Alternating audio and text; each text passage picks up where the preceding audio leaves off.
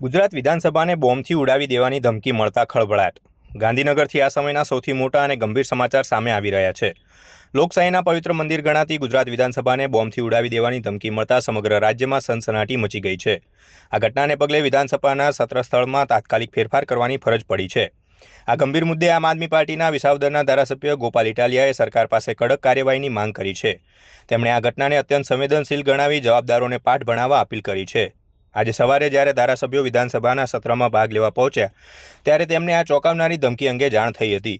Police અને સુરક્ષાકર્મીઓ દ્વારા ધારાસભ્યોને સૂચિત કરવામાં આવ્યા હતા કે મુખ્ય બિલ્ડિંગના બદલે બાજુની બિલ્ડિંગમાં સત્રની કાર્યવાહી હાથ ધરવામાં આવશે.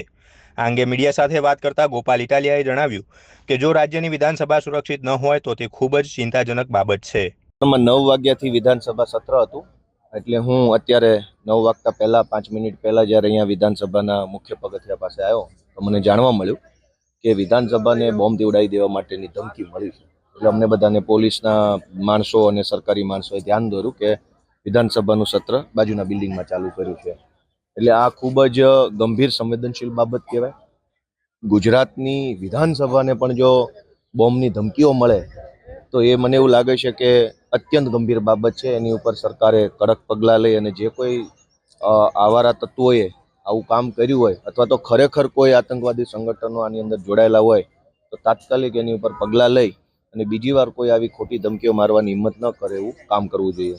જે બોમ્બ બાબતેની ધમકી મળેલી છે એ અનુસંધાને તુરંત જ BDDSની ટીમો દ્વારા જે પ્રિમાઇસીસ છે ચેક કરવામાં આવેલ છે અને હાલ ચેકિંગ પ્રક્રિયા ચાલુ છે.